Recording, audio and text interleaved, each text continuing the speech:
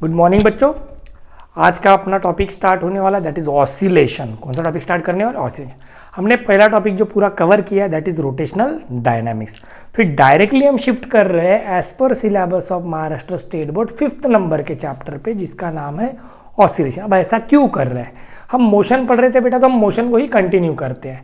बीच में जो second, third और फोर्थ चैप्टर है वो कंप्लीटली अलग फील्ड से रिलेटेड है, तो उसे हम अलग से पढ़ेंगे। हम पहले मोशन वाले चैप्टर कवर कर लेते हैं जो डिपेंडेंट लगते हैं हमें, ठीक है। तो अभी अपना टॉपिक है बेटा ऑसिलेशन। क्या है? ऑसिलेशन।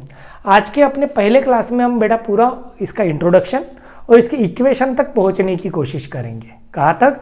इसका पूरा एक्सप्लेनेशन हम समझने की कोशिश करेंगे कि एक्चुअल में ऑसिलेशन में होता क्या है। आप लोग थोड़ा इंटरेस्ट लेके पढ़ोगे तो समझ में आ जाएगा। फिर उसका बनाएंगे अपन इक्वेशन। क्या बनाएंगे बेटा? Equation, that is differential equation of SHM। ये ऐसा अपन पढ़ने वाले। अब ऑसिलेशन के लिए सबसे पहले हमें मोशन तो पता है। मोशन कब होती है बेटा? जब भी ऑब्जेक्ट की पोजीशन क्या होती है? चेंज होती है। क्या होती है? व्हेन पोजीशन ऑफ ऑब्जेक्ट और बॉडी चेंजेस विथ टाइम।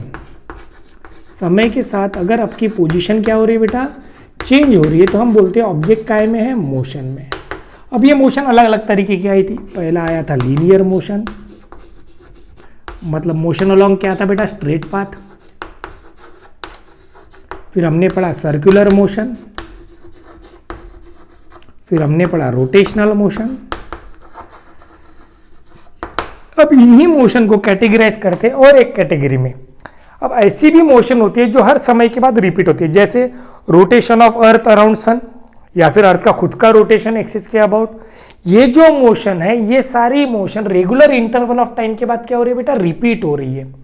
ऐसी मोशन जो कुछ समय के बाद क्या होती है? रिपीट होती है। एनी मोशन क्या कहेंगे हम? Any motion which repeats itself. क्या करती है motion? Which repeats itself after regular interval of time. Regular क्या बोलेंगे बेटा? इंटरवल ऑफ टाइम, मतलब कुछ समय के बाद मोशन फिर से क्या होती है? रिपीट होती है। अगर क्या होती है? मोशन रिपीट होते रहती है, ऐसी मोशन को बोलते हैं बेटा हार्मोनिक मोशन और पीरियोडिक मोशन। हार्मोनिक और क्या कहेंगे बेटा? Periodic motion. Any motion which repeats itself after regular interval of time. ऐसी कोई भी मोशन जो कुछ समय के बाद रिपीट होती है उसे हम बोलेंगे हार्मोनिक या फिर पीरियोडिक मोशन। अब इसी मोशन का एक टाइप है जिसे हम बोलते हैं बेटा ऑसिलेशन। क्या बोलते हैं? ऑसिलेशन। क्या कहेंगे? ऑसिलेशन। अब ऑसिलेशन कैसे आया अपन देखते हैं, है ना। अब बेसिक सबको पता है, फिर भी अपन वही चीज़ें फिर से रिकॉल कर रहे हैं। अब उस पर से ही हमें समझना है। अब ये थियरी में ही इसके रिलेशन छिपे हुए हैं। थियरी समझ में आ गई तो रिलेशन अपने आप समझ में आ जाएगा। तो ऐसी कोई भी मोशन जो कुछ समय के बाद रिपीट करती है उसे हमने क्या कह दिया बेटा? पीरियडिक या फिर हार्मोनिक मोशन। अब इसी मोशन का एक टाइप है जिसे हम बोलते हैं ऑसिलेशन। क्या बोलते हैं बेटा? ऑसिलेशन। अब यही मोशन अगर रिपीट हो लेकिन along straight line path, along कैसा? स्ट्रेट लाइन पाथ, तब इसे हम बोलेंगे ऑसिलेशन। और अगर स्ट्रेट लाइन है तो इसे हम क्या बोलेंगे? Harmonic motion. क्या बोलेंगे? Harmonic motion. अब इसमें एक्चुअल में क्या होता है वो हमें देखना है। इसे एग्जैक्टली ऑसिलेशन में कहते क्या है, बराबर समझना है बेटा। It is one of the type of harmonic और पीरियोडिक मोशन, लेकिन इसकी कुछ स्पेसिफिक कंडीशंस है, ठीक है। अब स्पेसिफिक कंडीशंस क्या है तो देखते हैं। चलिए देखते हैं। अब हार्मोनिक मोशन क्या हो गई? सिंपल हार्मोनिक मोशन या फिर हार्मोनिक मोशन हमें पता है कि जो मोशन रिपीट करती है उसे ऑसिलेशन कब बोलेंगे? जब उसकी पाथ कैसी हो जाए? स्ट्रेट लाइन पाथ हो जाए, तब उसे हम क्या बोलेंगे? ऑसिलेशन बोलेंगे। क्या बोलेंगे? लेकिन ऑसिलेशन में एक स्पेसिफिक कंडीशन है। अब सपोज ये एक ऑब्जेक्ट है, एक सरफेस ले लेते हैं। एक ऑब्जेक्ट है, यहाँ से यहाँ गया सपोज, यहाँ से वापस इस पॉइंट पे, ये बीच वाला पॉइंट ले लेते हैं। अब इस बीच वाले पॉइंट को हम बोल देंगे भैया मीन पोजीशन। क्या बोल देंगे? Mean position. अब इस ऑब्जेक्ट को सपोज मैंने कैसे कनेक्ट किया है? स्प्रिंग से। आपने इस मास को आगे लेके गए, ठीक है, आपने इस पे क्या लगाया? फोर्स लगाया होगा। क्या लगाया? फोर्स, बराबर। अब इसी को आप समझो स्विंग के फॉर्म में भी समझ लो। ये स्विंग था जिस पे अपन बैठते, या फिर पेंडुलम पकड़ो, तो इसे मैं यहां लेके जा रहा हूं। हम मोशन को समझने की कोशिश कर रहे हैं, ठीक है। यहाँ पे मैंने यहाँ से यहाँ लेके गया, यहाँ पे मैंने यहाँ से यहाँ लेके गया। अब जब ये ऑब्जेक्ट हम दूर लेके जाते हैं, क्या लेके जाते हैं बेटा?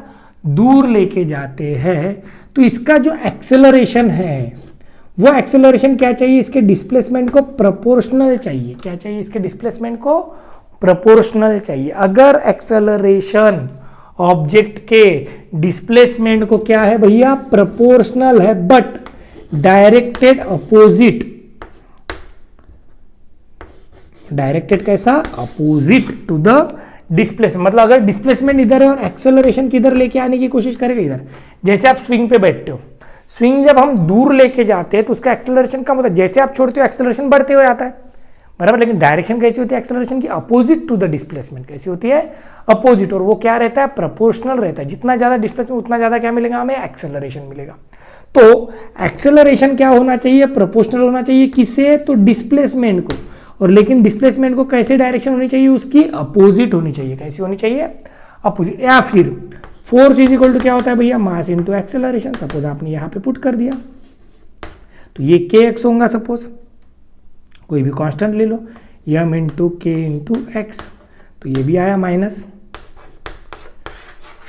तो आप एक्सेलरेशन बोलो या फिर फोर्स बोलो, ऐसी मोशन जिसमें फोर्स या फिर एक्सेलरेशन ऑब्जेक्ट पे जो एक्ट हो रहा है is directed opposite to the displacement and is proportional to the displacement. Force या फिर एक्सेलरेशन जब डिस्प्लेसमेंट को प्रोपोर्शनल हो, लेकिन उसकी डायरेक्शन कैसी होनी चाहिए बेटा? अपोजिट होनी चाहिए। कैसी होनी चाहिए? Opposite direction. मतलब अगर आपकी डिस्प्लेसमेंट इधर है तो फोर्स इधर लाने की कोशिश करेगा, डिस्प्लेसमेंट अगर इधर है तो फोर्स इधर लाने की कोशिश करेगा। मतलब फोर्स हमेशा डिस्प्लेसमेंट को कैसा रहेगा भैया? अपोजिट रहेगा। जब फोर्स अपोजिट होगा और प्रोपोर्शनल टू डिस्प्लेसमेंट होगा, ऐसी मोशन को हम बोलेंगे ऑसिलेशन। क्या बोलेंगे भैया? ऑसिलेशन। अगर यही मोशन स्ट्रेट लाइन पे हो तो इस ऑसिलेशन को ही हम बोलते हैं हार्मोनिक मोशन। कौन सी मोशन? Simple harmonic motion. अब अगर ये स्ट्रेट लाइन पे हो तो इसे हम बोलेंगे लीनियर एसएचएम, और इस फॉर्म में हो तो इसे हम बोल देंगे एंगुलर एसएचएम। क्या बोल देंगे? Angular SHM. एंगुलर एसएचएम में हम डिस्क का भी एग्जांपल लेते हैं। किसका एग्जांपल लेते हैं बेटा? डिस्क का। तो ये जो भी मोशन है, ऐसी मोशन जिसमें क्या हो रहा है? मोशन तो रिपीट तो हो रही है, लेकिन एक्सेलरेशन और फोर्स कैसे बेटा? प्रोपोर्शनल टू डिस्प्लेसमेंट है। साथ ही साथ डायरेक्टेड कैसे है? Opposite to the displacement. कैसे है? Opposite to the displacement. ऐसी मोशन को हम बोलेंगे ऑसिलेशन। और इसी पे से अपनी डेफिनेशन बनती है भैया काय की? तो लीनियर एसएचएम की, जिसे हम बोलते हैं linear simple harmonic motion. It is one of the type of oscillation, a motion in which acceleration or force is directly proportional to displacement but directed opposite to the displacement towards a fixed point। अब ये fix point कौन होता है? जो बीच की position हम consider करते हैं वो, या फिर स्टार्टिंग पॉइंट जहाँ से मोशन स्टार्ट हुई, उस फिक्स पॉइंट को हम बोलते हैं भैया मीन पोजीशन। कौन सी पोजीशन? Mean position. कौन सी पोजीशन हो गई? Mean position. ठीक है। तो क्या कंडीशन थी अपनी? Acceleration is proportional to x लेकिन डायरेक्टेड अपोजिट, या फिर फोर्स प्रोपोर्शनल टू एक्स और डायरेक्टेड अपोजिट। ये दो कंडीशन अगर सेटिस्फाई होती है तब उसे हम ऑसिलेशन बोलेंगे। ऑसिलेशन दो तरह के, एक लीनियर एसएचएम है और एक एंगुलर एसएचएम है। अब हमें देखना है भैया differential equation of linear SHM. कौन सा? Differential equation of linear SHM देखते हैं।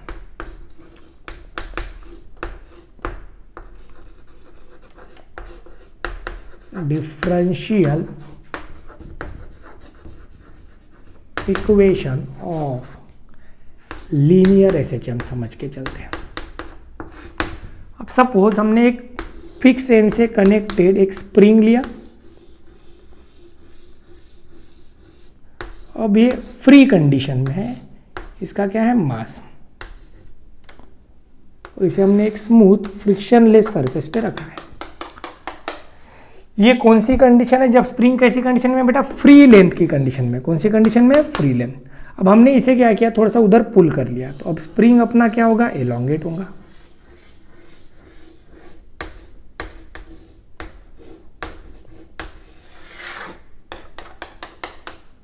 अब ये अपनी मीन पोजीशन थी, यहां से हमने इधर लेके गए, तो ये हो गया अपना डिस्प्लेसमेंट। सपोज कितना हुआ? x।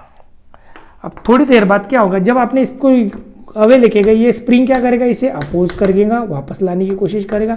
कितने फोर्स से? -kx इतने फोर्स से। तो स्प्रिंग इधर आ जाएगा, तो स्प्रिंग क्या हो जाएगा अपना? कॉम्प्रेस।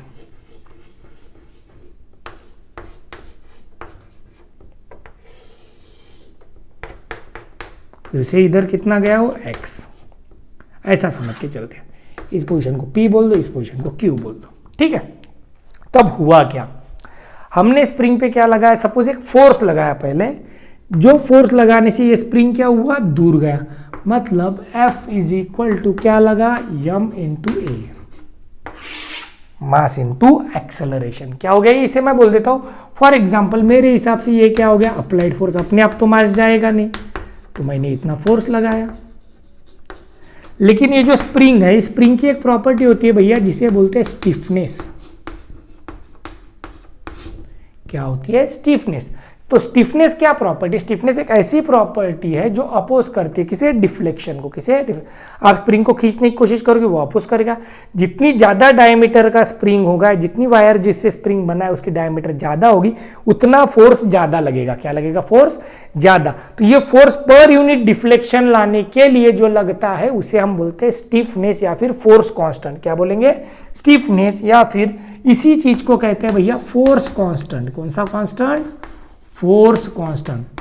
तो ये क्या बताता है? आपको स्प्रिंग में डिफॉर्मेशन अगर लाना है, तो उसके लिए लगने वाला फोर्स पर यूनिट डिफ्लेक्शन, तो K क्या होता है? F/x। तो वहां से F क्या हो गया? K into x। तो ये जो स्प्रिंग फोर्स है, ये हमें क्या करेगा? इस मास को वापस लाने की कोशिश करेगा, तो इसे हम बोल देंगे भैया रिस्टोरिंग फोर्स। कौन सा फोर्स हो गया? ये रिस्टोरिंग फोर्स हो गया। तो रिस्टोरिंग फोर्स क्या हो गया? -k into x. लेकिन जब ऑब्जेक्ट इस पोजीशन पे पहुंच जाएगा, तो ये दोनों फोर्सेस क्या हो जाएंगे? जीरो, क्योंकि x जीरो हो जाएगा, एक्सेलरेशन भी जीरो हो जाएगा इस कंडीशन पे। तो हम इक्विलिब्रियम पोजीशन में ऐसा बोलेंगे, एट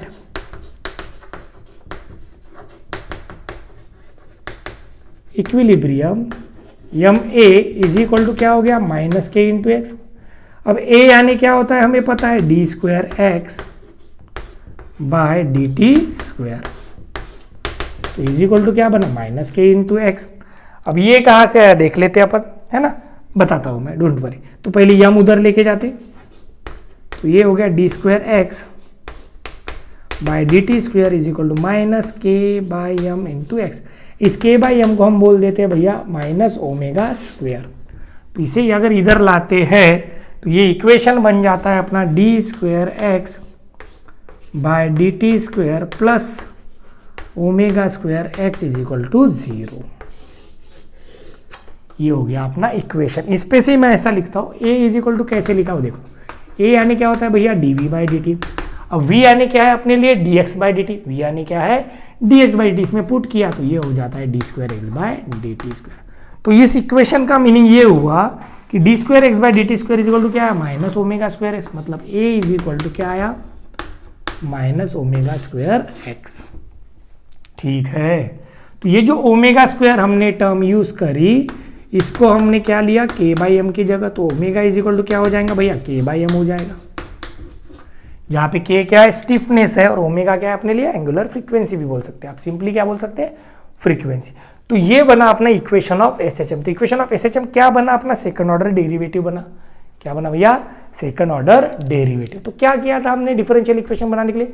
एक स्प्रिंग मास सिस्टम कंसीडर करी, जिसकी स्प्रिंग की स्टिफनेस कितनी है भैया? k। इस पे हमने एक फोर्स लगाया, जिसे हमने बोल दिया अप्लाइड फोर्स। तो सिंपल फोर्स का फॉर्मूला सबको पता है, मास इनटू एक्सेलरेशन हुआ। तो ये मास को जब आपने इधर लाया, तो स्प्रिंग ने क्या किया? उस पर एक अपोजिंग फोर्स लाया इसे रिस्टोर करने के लिए। तो उस फोर्स को हमने बोल दिया रिस्टोरिंग फोर्स। तो रिस्टोरिंग फोर्स हो गया -kx। इक्विलिब्रियम कंडीशन कहाँ आएगी? मीन पोजीशन पे, जब दोनों फोर्सेस क्या हो जाएंगे? बराबर। तो ये at equilibrium m a is equal to क्या हो गया माइनस के एक्स, इस पे से हमें इक्वेशन मिल गया। और ओमेगा इज इक्वल टू क्या मिला बेटा अंडर रूट के बाई एम। तो ये है अपना differential equation of S H M. तो यहाँ से भी हम ऐसा बोल सकते हैं कि a is proportional to minus x since omega square is constant. Omega square क्या है कांस्टेंट है। तो ऐसी मोशन जिसमें एक्सेलरेशन डिस्प्लेसमेंट को प्रोपोर्शनल है बट एक्सेलरेशन की जो डायरेक्शन है वो उसके कैसे भैया अपोजिट है, वैसी मोशन को हम क्या बोलेंगे ऑसिलेशन या फिर सिंपल हार्मोनिक मोशन। क्या बोलेंगे सिंपल हार्मोनिक मोशन। तो डेफिनेशन बराबर से ध्यान में रखना है। क्लियर। तो ऐसी मोशन नहीं जो रिपीट करती है एक पॉइंट के अबाउट, नहीं वो तो है ही सिंपल, उसे हम हार्मोनिक मोशन बोलेंगे। लेकिन इसमें कंडीशन कौन सी है भैया कि एक्सेलरेशन और फोर्स डिस्प्लेसमेंट को क्या चाहिए प्रोपोर्शनल चाहिए और उनकी डायरेक्शन अपोजिट चाहिए। तो ये हुआ अपना डिफरेंशियल इक्वेशन ऑफ एसएचएम। अब इसी डिफरेंशियल इक्वेशन पे से हमें वेलोसिटी डिस्प्लेसमेंट और एक्सेलरेशन ये तीनों इक्वेशन मिलते हैं। किस किस की इक्वेशन मिलती है भैया डिस्प्लेसमेंट वेलोसिटी एंड एक्सेलरेशन। तो उसे देखने की कोशिश करते हैं, अपन देख लेते हैं ठीक है, या फिर उसे इक्वेशन ऑफ मोशन का भी नाम देते हैं। अब ये इक्वेशन तो बनाया ही हमने, अब इसी इक्वेशन पे से हमें क्या बनाना है भैया इक्वेशन किस किस का बनाना है वेलोसिटी डिस्प्लेसमेंट का एक्सेलरेशन का तो बन गया है। फिर उनकी मैक्सिमम और मिनिमम की कंडीशन, कौन सी कंडीशन मैक्सिमम और मिनिमम की कंडीशन देख लेते हैं। देखना बराबर से वही स्प्रिंग मास पे से। अभी मैं सिंपल वे से ऐसे लिख के रखता हूं, ये दो पोजीशन हो गई, ये बीच वाला पॉइंट हुआ भैया। ये जो बीच वाली पोजीशन है इसे हम बोलते हैं मीन पोजीशन, जिसकी तरफ एक्सेलरेशन या फिर डिस्प्लेसमेंट होगा इधर वापस जाएगा। ये जितना मैक्सिमम डिस्प्लेसमेंट हम कर सकते हैं उस मैक्सिमम डिस्प्लेसमेंट को बोलते हैं भैया एम्पलीट्यूड। क्या बोलते हैं एम्पलीट्यूड। एम्पलीट्यूड यानी क्या है मैक्सिमम डिस्प्लेसमेंट, मतलब जितना ज़्यादा ये एक्सट्रीम पोजीशन तक जा सकता है उसे बोलते हैं मैक्सिमम डिस्प्लेसमेंट, उसे हम बोलते हैं एम्पलीट्यूड। अब हमें इक्वेशन बनाना है, क्या बनाना है इक्वेशन। तो देखते हैं, सिंपल है फटाफट समझ लो, कोई बड़ी बात नहीं है। तो ए इज इक्वल टू क्या आया था अपने पास माइनस ओमेगा स्क्वायर एक्स। तो ये हो गया अपना एक्सेलरेशन का फॉर्मूला। किसका फॉर्मूला हुआ एक्सेलरेशन। अब दो पोजीशन है भैया, सपोज ये एक्सट्रीम पोजीशन है, एक्स इज इक्वल टू क्या हो जाएगा ए, मीन पोजीशन पे एक्स इज इक्वल टू क्या है जीरो, ये प्लस ये है, इधर ये एक्स क्या हो सकता है माइनस ये है ना। तो यहाँ से हम मैक्सिमम मिनिमम भी देख लेते हैं। At x is equal to zero a क्या हो जाएगा मिनिमम हो जाएगा और किसके बराबर हो जाएगा जीरो के बराबर, कि जब एक्स की वैल्यू जीरो है तब एक्सेलरेशन जीरो हो गया। At x is equal to plus minus ये, मतलब एक्सट्रीम पोजीशन पे अगर हम जाते हैं तो ये हो जाएगा प्लस माइनस या फिर माइनस प्लस ए ओमेगा स्क्वायर, मतलब ये कौन बना अपने लिए एक्सेलरेशन, कौन बना एक्सेलरेशन, क्या बना ये मैक्सिमम एक्सेलरेशन, क्या हो गया ए ओमेगा स्क्वायर माइनस प्लस दोनों साइड लेते हैं। चलो ये हो गया एक्सेलरेशन। अब एक्सेलरेशन पे से हमें बनाना है वेलोसिटी, और वेलोसिटी के बाद हमें बनानी है डिस्प्लेसमेंट। देख लेते हैं। तो ए इज इक्वल टू क्या है भैया d v by d t है, क्या है अपने पास d v by d t is equal to क्या है अपने पास माइनस ओमेगा स्क्वायर एक्स है, क्या है माइनस ओमेगा स्क्वायर एक्स। तो अब देखते हैं, तो इसको मैं ऐसे लिख सकता हूँ क्या d v by d x into d x by d t is equal to minus omega square x. मैंने डी एक्स से मल्टीप्लाई किया, डी एक्स से क्या कर दिया डिवाइड कर दिया। तो ये d x by d t rate of change of displacement यानी वेलोसिटी हो गया, तो ये बन गया v d v by d x is equal to minus omega square x. तो ये डी एक्स इधर चला जाएगा भैया, तो ये हो गया v d v is equal to minus omega square x d x. तो अब इसको इंटीग्रेट करेंगे, तो इसको आप इनिशियल से फाइनल तक भी कर सकते हो, लेकिन हम ऐसा समझ के चलते इनिशियल जीरो है फाइनल वी है, इनिशियल जीरो है फाइनल एक्स, फाइनल कितना मैक्सिमम कितना हो सकता है ए हो सकता है, यस और नो बराबर है। तो ये क्या बनेगा और ये क्या बनेगा देखते हैं अपन। तो ये हो जाता है v square by two is equal to यहाँ पे क्या आएगा minus omega square x square by 2 plus c, ये मिल गई कंडीशन हमें, v square by 2 minus omega square x square by 2 plus constant of integration आ गया, वहाँ पे कौन आ गया भैया, कांस्टेंट ऑफ इंटीग्रेशन। अब इसमें मैं कंडीशन लगाता हूँ तो मेरे पास क्या है, at x is equal to 0, बराबर, at x is equal to 0 है और at x is equal to क्या है, ए। तो जब कोई ऑब्जेक्ट दूर जाता है तो इसकी स्पीड कम होते जाती है, तो एंड में जाके स्पीड क्या हो जाती है, 0। तो मैं ऐसा बोल लूंगा at x is equal to a, v is equal to 0, तो ये क्या हो जाएगा, 0 is equal to minus omega square a square by 2 plus c, तो सी इज इक्वल टू हो गया minus omega square, sorry plus omega square a square by 2, तो ये हो गई सी की वैल्यू। तो ये सी मैं इसमें पुट करता हूं तो ये बन जाएगा v square by 2 is equal to, ये वैसे के वैसा है, minus omega square x square by 2 plus ये बन गया omega square a square by 2। दोनों साइड से 2 क्या होगा बेटा, कैंसिल हो जाएंगे, तो बचेगा क्या, v square is equal to, मैं ओमेगा स्क्वायर कॉमन निकाल लूँ तो बचेगा कौन, a square minus x square, तो v इज इक्वल टू आ गया under root of omega square under root a square minus x square, तो ओमेगा बाहर आ जाएगा, तो ये बचेगा कौन, अंडर रूट में ए स्क्वायर माइनस एक्स स्क्वायर, तो ये हो गया वेलोसिटी। कौन हो गया भैया, वेलोसिटी। समझ में आया, ये सर नो, देख लेना भैया समझ में आया कि नहीं। तो क्या किया हमने, पहले एक्सेलरेशन का इक्वेशन था अपने पास, that is minus omega square x था, तो at x is equal to 0 minimum acceleration कितना हो गया, 0, at x equal to plus minus maximum कितना हो गया, ए ओमेगा स्क्वायर। अब ये यानी क्या होता है, डीवी बाई डी टी, तो हमने पुट कर दिया, तो ये डीवी बाई डी टी को हमने डीएक्स से मल्टीप्लाई किया, डीएक्स से डिवाइड किया, डीएक्स बाई डी टी क्या बना अपने लिए, वी बना, डीवी बाई डीएक्स वैसे के वैसा था, डीएक्स इधर लेके गए, v d v is equal to ये हो गया minus omega square x d x. अब ये बना वी का इंटीग्रेशन वी स्क्वायर बाय 2, इधर एक्स का एक्स स्क्वायर बाय 2 प्लस सी। अब हमें सी पता नहीं था तो हमने लिमिट लगा दी, at x is equal to a, v is equal to 0, तो हमें सी मिल गया, उस सी को इसी इक्वेशन में वापस पुट करा तो वी मिल गया। अब वी की मिनिमम कंडीशन, तो मैं देखो at x is equal to 0 put कर देंगे तो इसका स्क्वायर रूट होकर ये बाहर आ जाएगा, तो v is equal to a omega बन जाएगा। अब अगर इसी को इसमें मैं एक्स की वैल्यू क्या पुट कर दूं, ए पुट कर दूं, तो क्या आ जाएगा, ये 0 हो जाएगा, तो at x is equal to a, v is equal to क्या हो जाएगा, 0। मतलब एक्सट्रीम पोजीशन पे वेलोसिटी क्या रहती है, मिनिमम, और वेलोसिटी मिनिमम मतलब काइनेटिक एनर्जी क्या हो जाएंगी, मिनिमम, और ज़्यादा डिस्टेंस है मतलब कौन मैक्सिमम हो जाएगा, पोटेंशियल, ये हम पढ़ेंगे आगे। फिर भी ध्यान मेरे को, एक्सट्रीम पे स्पीड क्या हो गई, 0। अब अगर स्पीड 0 हो गई मतलब काइनेटिक एनर्जी कम हो जाएंगी और पोटेंशियल एनर्जी बढ़ जाएंगी। ये किसका इक्वेशन बना भैया, एक्स का, वी का इक्वेशन बना। अब वी पे से हम क्या बनाते हैं, एक्स का इक्वेशन। देखो बस उतना एक इक्वेशन देख लेते हैं, ठीक है। अब v यानी हमें पता है क्या होता है, dx by d t is equal to, ये है omega under root of a square minus x, तो ये इधर ला लेते हैं, dx by under root of a square minus x square is equal to क्या हो जाएगा, ओमेगा डी टी। अब इसको हम करते हैं इंटीग्रेट, तो 1 by a square under root a square minus a square होता है साइन इनवर्स एक्स बाई ए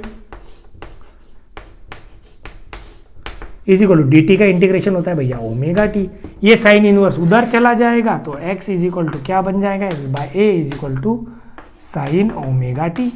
अब ओमेगा टी के साथ हम एक कांस्टेंट ऑफ इंटीग्रेशन ले लेते हैं, सपोज फाई, तो यहां से x इज इक्वल टू क्या बन जाएगा, a sine of omega t plus phi. ये बना किसका इक्वेशन, x का इक्वेशन। किसका इक्वेशन बना भैया, x का इक्वेशन। तो यहां तक ही देख लेते हैं अपन, इसके कंडीशंस को आगे पढ़ेंगे। पहले समझ लो, कोई भी ऑब्जेक्ट ऐसा मोशन कर रहा हो कि उसकी मोशन एक पॉइंट के पास क्या हो रही है, रिपीट हो रही है, तो उसे हम ऑसिलेशन बोलते हैं। जब उसकी मोशन कैसी होती है बेटा, to and fro motion, like needle of a sewing machine हो गया, पेंडुलम ऑफ वॉच हो गया, स्विंग हो गया, अपना झूला हो गया, बराबर, ये सारी मोशन, स्प्रिंग मास सिस्टम हो गया। तो any motion which repeats itself to with regular interval of time about a fix point, उसे हम बोलते हैं ऑसिलेशन। मोशन कैसे होते हैं, टू एंड फ्रो, तो उसे बोलते हैं harmonic motion. Okay, to and fro motion और पीरियडिक मोशन में फर्क क्या है, पीरियडिक मोशन ऐसी मोशन है जो समय के साथ रिपीट होती है, लेकिन टू एंड फ्रो मोशन क्या है, एक पॉइंट के अबाउट वो टू एंड फ्रो होती है, मतलब एक पॉइंट के about motion regular interval of time के बाद क्या होती है, रिपीट होती है, तो उसे हम बोलते हैं ऑसिलेशन। तो ऑसिलेशन में हमने लीनियर एसएचएम पढ़ा, फिर हमने एक इक्वेशन, कौन सी कंडीशन है अपनी, एक्सेलरेशन डिस्प्लेसमेंट को प्रोपोर्शनल रहता है लेकिन कैसा रहता है, अपोजिट रहता है, तो a is equal to minus omega square x, तो इसकी मिनिमम मैक्सिमम निकाल लिया हमने। फिर ए पे से हमने वेलोसिटी बनाया और वेलोसिटी पे से क्या बनाया, डिस्प्लेसमेंट। अब डिस्प्लेसमेंट और वेलोसिटी इन सब की मिनिमम मैक्सिमम को फिर से एक बार अपन डिस्कस करेंगे। इस पे से हम वेलोसिटी और एक्सेलरेशन की भी कंडीशंस बनाएंगे, ठीक है। तो ये फिलहाल आप लोगों को इतना पढ़ना है। एग्जाम पॉइंट ऑफ व्यू आप लोगों को डेफिनेशन आनी चाहिए लीनियर एसएचएम की, सिंपल है, टेक्स्ट बुक में दी हुई है।